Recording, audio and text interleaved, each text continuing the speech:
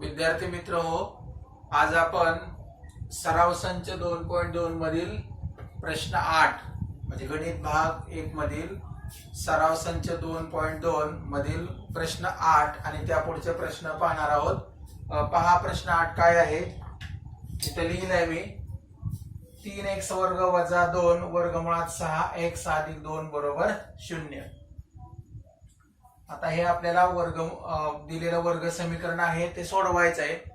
तर पहिल्यांदा याचं जे रूप दिलंय ते बरोबर आहे का पहा।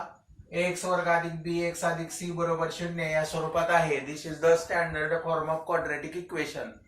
त्यामुळे आपण कुठल्याही पदामध्ये बदल करायची गरज नाही। मी सोडवाय घेतोय पुढं। thrice x square minus 2 under square root 6x plus 2 is equal to 0। मी राशी सोडवा म्हणजे जसं आहे तसं वर्ग समीकरण सोडवायला घेतलेलं आहे। मग आपण नेहमीच्या पद्धतीने जाणार आहे। याचा सहगुणक आहे 3, स्थिर पद आहे 2, यांचा गुणाकार करणार आहे। म्हणजे हा पहा किती येईल 3 गुणिले 2 बरोबर 6। आणि मग आता ह्या 6 साठी आपण अशा दोन संख्या निवडणार आहे की त्यांचा गुणाकार 6 ला पाहिजे आणि त्यांची बेरीज किंवा वजाबाकी मधल्या पदाच्या सहगुणक एवढी आली पाहिजे। तर पहा 6 साठी आपण इथं जर अशा दोन राशी घेतल्या की त्यांचा गुणाकार मात्र 6 ला पाहिजे, तर मी या ठिकाणी -2 इथली राशी येण्यासाठी वर्गमुळात -6 आणि इकडे वर्गमुळात -6 घेतो। आता काय होईल पहा 6 36 वर्गमुळात 36 आणि ऋण गुणिले ऋण धन येणार आहे। Minus under square root 6 multiplied by minus under square root 6 it becomes under square root 36 आणि अंडर स्क्वेअर रूट 36 मीन्स 6। आणि म्हणून आपल्याला 6 साठी वजा वर्गमुळात 6 आणि वजा वर्गमुळात 6 या दोन संख्या घेणं गरजेचं आहे। आपण ते घेऊ। पहा पुढे मी समीकरण इथं लिहिलेलं आहे। मग पुढे आपल्याला याच्यासाठी मिळेल 3x वर्ग आहे असाच। याच्यासाठी काय मिळणार आहे वजा वर्गमुळात 6x नंतर वजा वर्गमुळात 6x अधिक 2 बरोबर 0। म्हणजे तुम्हाला ह्या ज्या राशी मिळालेत त्या राशींची बेरीज करा। समान चिन्हाबद्दल तेच चिन्ह राहील आणि वजा वर्गमुळात 6x आणि वजा वर्गमुळात 6x होईल वजा 2 वर्गमुळात 6x। आणि मग आता आपण याचे गट पाडू। याचा एक गट असेल, याचा एक गट असेल, grouping of the obtain terms. आणि मग यातून बघा आता सामायिक काय निघेल x वर्ग आणि x मधून सामायिक निघेल x। नंतर 3 आणि वर्गमुळात 6 आहे, तर वर्गमुळात 6 आणि 3 मध्ये आपण वर्गमुळात 3 सामायिक काढू। कारण तुम्हाला माहित आहे की 3 म्हणजे वर्गमुळात 3 गुणिले वर्गमुळात 3 म्हणजे वर्गमुळात 3 गुणिले वर्गमुळात 3 म्हणजे वर्गमुळात 9, वर्गमुळात 9 म्हणजेच 3। म्हणजे या ठिकाणी आपल्याला 3 च्या बाबतीत वर्गमुळात 3 गुणिले वर्गमुळात 3 असे वेगळे अवयव पाडता येतील। आणि म्हणून मी या ठिकाणी काय केलं त्यातला वर्गमुळात 3 सामायिक काढलेला आहे। मग मी x वर्गमुळात 3 सामायिक काढला तर मला इथं काय मिळेल पहा। इथल्या x साठी यातला एक x जाईल, नंतर वर्गमुळात 3 साठी यातला एक वर्गमुळात 3 गेला म्हणजे वर्गमुळात 3 राहणार आहे। नंतर वजा चिन्ह असेल तेच या राशीला भागा, x ला x जातील, वर्गमुळात 3 ने वर्गमुळात 6 ला भागा, 3 दोन्ही 6 म्हणजे तुम्हाला कंसात ही राशी मिळेल। आता ह्याच्या बाबतीत पहा इथं तुम्हाला सामायिक काढण्यासाठी वर्गमुळात 6 आहे आणि इथं 2 आहे।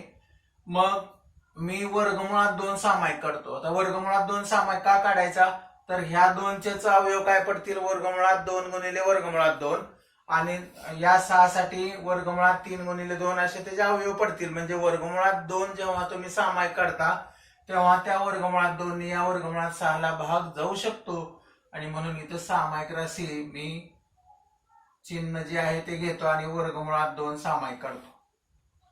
मग शिल्लक काय राहील पहा या राशीनं भागा, मग वर्गमुळात 6x भागिले वर्गमुळात 2 बेत्रिक 6 म्हणजे वर्गमुळात 3 आणि हा x तसाच राहणार आहे। अधिक भागिले वजा वजा आणि मग या राशीला भागा 2 म्हणजे मगाच मी सांगितले तुम्हाला 2 म्हणजे काय तर वर्गमुळात 2 गुणिले वर्गमुळात 2 आणि मग वर्गमुळात 2 गुणिले वर्गमुळात 2 याला आपण सामायिक फॅक्टरने भागलं, सामायिक अवयवानं भागलं तर 1 वर्गमुळात 2 जाईल. म्हणजे या ठिकाणी तुमचं राहील शिल्लक इथं वर्गमुळात 2. इथं सुद्धा परत एकदा पहा, इथं चूक झालेली आपली. x वर्गमुळात 3 या राशीला भागलं तर वर्गमुळात 3 गुणिले वर्गमुळात 3 x वर्ग आहे. मग 1 वर्गमुळात 3 x जाणार आहे आणि हा वर्गमुळात 3 x राहणार आहे. नंतर वजा या राशीने या राशीला भागायचा, x ला x जाणार आहे. 3 2 6 म्हणजे वर्गमुळात 2 येणार आहे. ते किती येणार आहे? वर्गमुळात 2, वर्गमूळ चिन्हात 2. आणि मग आता बरोबर आहे, बरोबर 0. आता आपण कंसातल्या दोन्ही राशी सारख्या आहेत म्हणून ही राशी सामायिक काढू. वर्गमुळात 3 x वजा वर्गमुळात 2 सामायिक काढला मी. मग शिल्लक काय राहील पहा, या राशीला या राशीनं भागा, ही राशी जाईल म्हणजे शिल्लक राहील x वर्गमुळात 3. नंतर परत या राशीला या सामायिक अवयवाने भागा, मग तुम्हाला या ठिकाणी शिल्लक राहील वजा, ही राशी या राशीला जाईल म्हणजे राहील वजा वर्गमुळात 2 बरोबर 0. आणि मग आता आपण काय करणार आहे, तर प्रत्येकाबद्दल 2 राशीचा गुणाकार 0 याचा अर्थ प्रत्येक म्हणजे ह्या राशी बरोबर 0 ठेवू आणि ह्या राशी बरोबर सुद्धा किंमत 0 ठेवू. म्हणजे आपल्याला मिळेल वर्गमुळात 3x वजा वर्गमुळात 2 बरोबर 0 और किंवा x वर्गमुळात 3 in bracket x under square root 3 minus under square root 2 is equal to 0. आणि कंस काढून टाकू आपण. वर्गमुळात 3x वजा वर्गमुळात 2 बरोबर 0 और किंवा x वर्गमुळात 3 वजा वर्गमुळात 2 बरोबर 0. आणि मग आता पुढे सोडू आपण. पहा, वर्गमुळात 3x बरोबर वर्गमुळात 2 वजा वर्गमुळात 2 चं पक्षांतर केलं मी, उजवीकडे जाताना त्याचे चिन्ह बदलेल. किंवा और किंवा या ठिकाणी तुम्हाला याही राशीच्या बाबतीत असं मिळेल x वर्गमुळात 3 बरोबर वजा वर्गमुळात 2 चं पक्षांतर येणार आहे वर्गमुळात 2. आणि मग मला आता x ची किंमत काढायची आहे. तो find the value of x. मग अंडर स्क्वेअर रूट 3 ने इथं मल्टिप्लाय केले, मग आपण भागू दोन्ही बाजूला म्हणजे काय होईल, x बरोबर अंडर स्क्वेअर रूट 2 अपॉन 3 और किंवा इथे तुम्हाला मिळणार आहे x is equal to under square root 2 upon under square root 3 and hence x is equal to under square root 2 upon under square root 3 and x is equal to under square root 2 upon under square root 3. Here two roots are equal. इथं म्हणणार आहे आपण under square root 2 upon under square root 3 आणि under square root 2 upon under square root 3 ही दिलेल्या वर्गमुळाची नाही दिलेल्या वर्ग समीकरणाची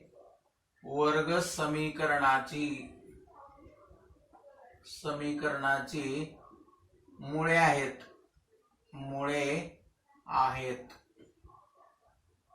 वर्ग समीकरणाची मुळे आहेत. सेमीच्या मुलांसाठी आपल्याला लिहिता येईल under square root 2 upon under square root 3 and under square root 2 upon under square root 3 are the roots of given quadratic equation.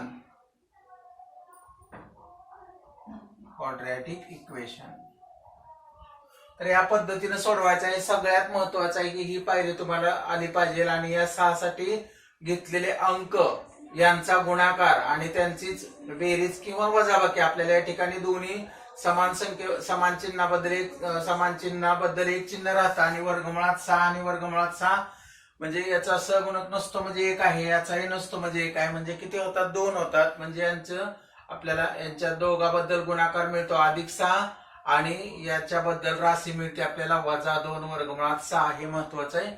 पुढे सामायिक फॅक्टर आपल्याला काढता आले पाहिजेत. आपण पुढच्या उदाहरणाकडे जाऊ.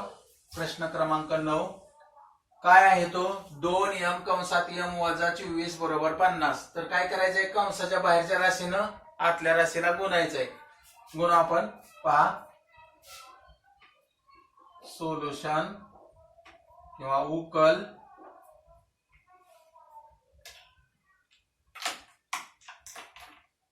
पहा गुन्हा आपण म्हणजे राशी सोडवाय घेऊ 2m in bracket m minus 24 is equal to 50 करा गुणाकार 2m multiplied by m 2m square minus 2m multiplied by 24 minus 24 टू जा 48m इज इक्वल टू 50 आणि मग आता या समीकरणाची मांडणी x वर्ग अधिक bx अधिक c बरोबर 0 या स्वरूपात करून घ्या म्हणजे काय मिळेल 2m वर्ग वजा 48m वजा 50 बरोबर 0 आणि मग हे जे वर्ग समीकरण मिळाले या वर्ग समीकरणाच्या प्रत्येक पदाला 2 ने भाग जातो म्हणजे आपण 2 ने दोन्ही बाजूस भागू म्हणजे आपल्याला इथं म्हणता येईल divide 2 on the both sides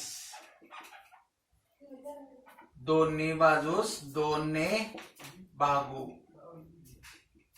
मग काय होईल पहा 2 ने भागा m वर्ग इथं 24 दोन्ही 48 म्हणजे वजा 24 हे मिळेल आणि इथं 25 मिळेल बरोबर 0 आणि मग हे वर्ग समीकरण मिळाले हे आपल्याला सोडवतील पाहायचा सहगुणक किती आहे 1 याचा किती स्थिर संख्या किती आहे वजा 25 यांचा गुणाकार करू आपण 1 गुणिले वजा 25 गुणाकाराला वजा 25 आणि मग आता ह्या वजा 25 बद्दल अशा दोन संख्या निवडा की जेणेकरून त्यांचा गुणाकार वजा 25 आला पाहिजे आणि मधल्या पदाच्या सहगुणक एवढा त्यांची बेरीज किंवा वजाबाकी काय करावं लागते क्रिया बघा आणि ते तुम्हाला इथं मिळेल तर 25 चे अवयव आपल्याला माहित आहेत 25 एके 25 5 5 25 आणि मग आपल्याला 25 एके 25 हा अवयव घेणं गरजेचं आहे कारण मी जर या ठिकाणी वजा 25 आणि 1 घेतला तर काय होईल पहा वजा 25 आणि 1 चा गुणाकार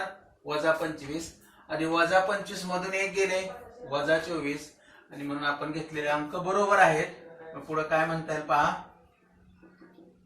m वर्ग वजा 25m अधिक 1m म्हणत नाही आपण नुसता m वजा 25 बरोबर 0 आणि मग याचा एक गट आणि याचा एक गट घ्या या गटातून सामायिक निघेली m शिल्लक राहील m वजा 25 नंतर यातून जेव्हा काही सामायिक निघत नाही तेव्हा एक सामायिक निघतो मग आपण मी या ठिकाणी एक सामायिक काढला 1 ने भागायचं म्हणजे इथं काही फरक होणार नाही कंसामध्ये आहे त्याच राशी राहतील बरोबर 0 तर या समान कंसातून एक कंस सामायिक काढा m कंसात m वजा 25 आणि मग या राशीने भागा म्हणजे शिल्लक काय राहणार आहे m आणि पुन्हा या राशीला सामायिक कंसाने सामायिक राशीने भागा म्हणजे परत इथे राहणार आहे 1 बरोबर 0 आणि आता प्रत्येकाबद्दल 0 ठेवा m minus 25 is equal to 0 or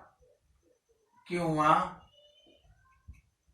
m plus 1 is equal to 0 hence m minus 25 is equal to 0 or किंवा m plus 1 is equal to 0 therefore m is equal to 25 or किंवा m is equal to minus 1 and hence 25 आणि म्हणून 25 आणि वजा 1 हे दिलेल्या समीकरणाची मुळे आहेत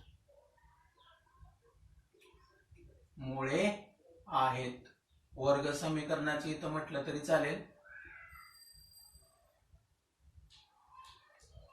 सेमीसाठी लिहू आपण 25 for semi 25 and minus 1 are the roots of given equation. तर अशा तऱ्हेने उदाहरण सोडवायचं आहे सोपं आहे परत एकदा पहा मिळेल आपण पुढच्या प्रश्नाकडे जाऊ ठीक आहे आपण पुढच्या उदाहरणाकडे जाऊ उदाहरण 10 11 आणि 12 त्यापैकी पहिलं उदाहरण क्रमांक 10 काय उदाहरण 25m वर्ग बरोबर 9. आता हे कसं सोडवायचं पहा. याच्यामध्ये तुम्हाला मगाच्या सारखा x वर्ग प्लस bx अधिक c बरोबर 0 या राशी नाहीत. दोन दोन टर्म दिलेत. मग ह्या कशा सोडवायच्या बघू आपण. पहा सोल्युशन उकल. मी पहिल्यांदा आहे ती राशी लिहून घेतो. समीकरण लिहून घेतो. 25m वर्ग बरोबर 9. मग पुढे आपण 25m वर्ग आहे तिथंच ठेवू. हा 9 उजवीकडून डावीकडे घेऊ. वजा 9 होईल बरोबर 0. आणि मग आता काय करायचं तर 25m वर्ग हा कुणाचा वर्ग आहे त्याचं वर्गमूळ घ्यायचं. नंतर 9 कुणाचा वर्ग आहे त्याचं वर्गमूळ घ्यायचं. आणि दोन वर्गांच्या वजाबाकीच्या अवयवासारखे अवयव मिळतील या पद्धतीने पुढे सोडवायचं. तर पहा इथं मला असं मिळेल 5m कंसात 5m कंसाचा वर्ग वजा 3 कंसाचा वर्ग बरोबर 0. आता पहा हे जर आपण याचा वर्ग केला तर आपल्याला हीच राशी मिळते. चिन्ह आहे तेच. 3 चा वर्ग केला तर हीच राशी मिळते. therefore there is no change in your given numbers. आणि मग आता ह्याचे अवयव पहा. आपल्याला माहित आहे दोन वर्गांच्या वजाबाकीचे अवयव काय तर पहिल्या कंसामध्ये त्यांच्या वर्गमुळांची बेरीज आणि दुसऱ्या कंसामध्ये त्यांच्याच वर्गमुळांची वजाबाकी बरोबर 0. फार तर तुम्ही इथं रिझन देऊ शकता. a square minus b square is equal to a plus b in first bracket and second bracket a minus b. हे रिझन याला येऊ शकतं. पुढं मग आता प्रत्येकाबद्दल 0 ठेवा आपण. In bracket 5m plus 3 is equal to 0 or किंवा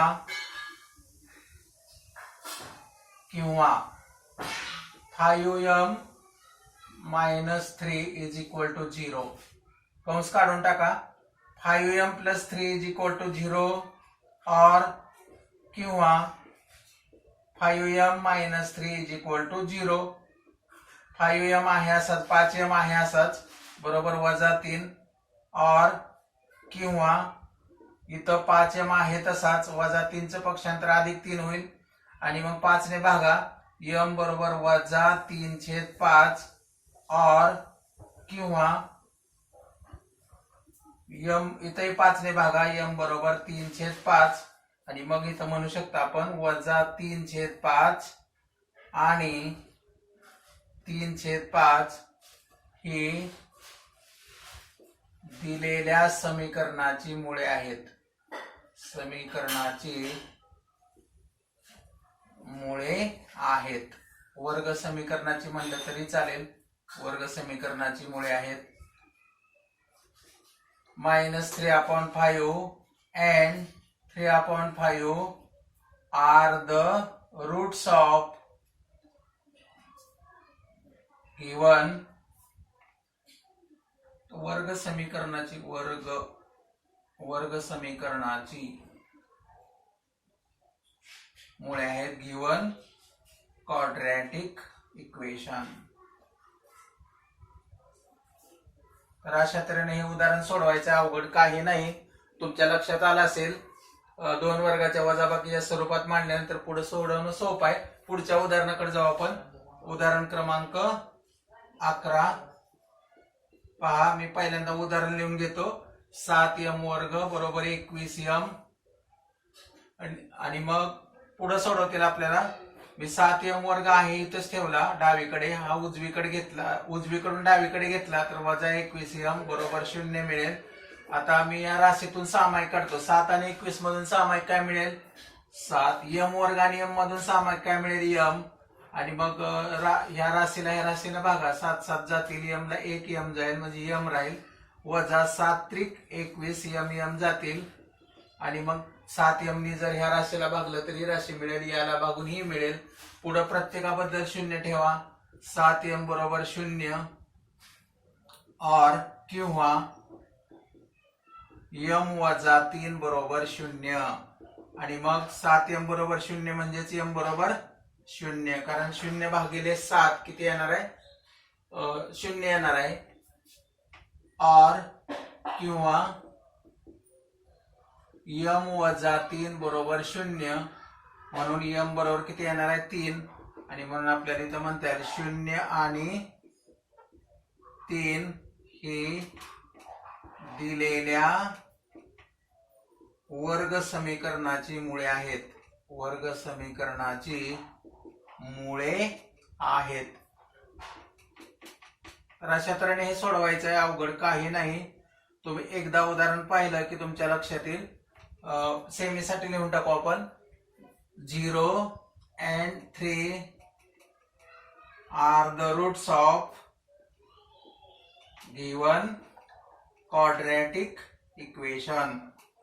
given quadratic equation. सोपं आहे. पुढच्या उदाहरणाकडे जाऊ आपण. उदाहरण क्रमांक 12. सोल्युशन. उकल.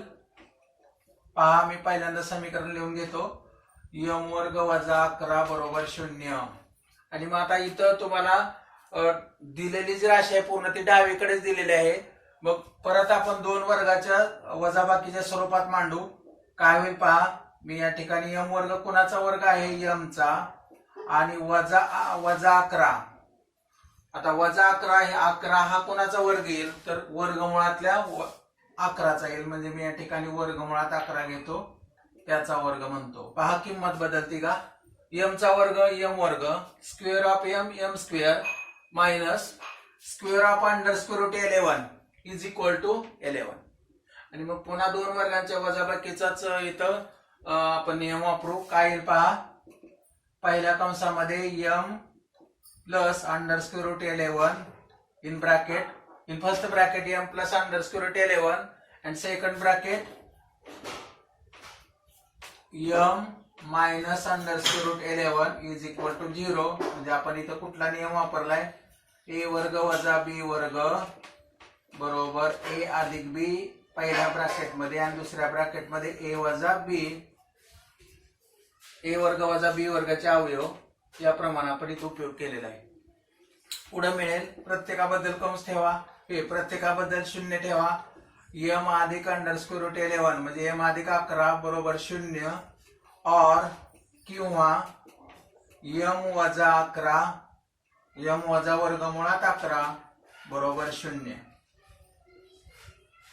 आणि मग पुढे कंस काढून टाका. m अधिक वर्गमूळ चिन्हात 11 बरोबर 0 और किंवा m वजा वर्गमूळ चिन्हात 11 बरोबर 0. आणि म्हणून m आहे तिथेच राहील. अधिक 11चं पक्षांतर होईल, अधिक वर्गमुळातल्या 11चं पक्षांतर होईल म्हणजे वजा वर्गमुळात 11 येईल. और किंवा m is equal to under square root 11 and hence minus under square root 11 and under square root 11. मराठीसाठी लिहू अगोदर आपण. आणि वजा वर्गमुळात 11 आणि वर्गमुळात 11 ही दिलेल्या वर्ग समीकरणाची मुळे आहेत. वर्ग समीकरणाची मुळे आहेत. मुळे आहेत. Minus under square root 11 and under square root 11 are the roots of given quadratic equation. तर अशा तऱ्हेने सोडवायचं उदाहरण. अवघड काही नाही. ही उदाहरणं परत एकदा अभ्यासा. इथं आपला सराव संच 2.2 संपलेला आहे. पुढील लेक्चर मध्ये आपण पुढील भाग पाहू.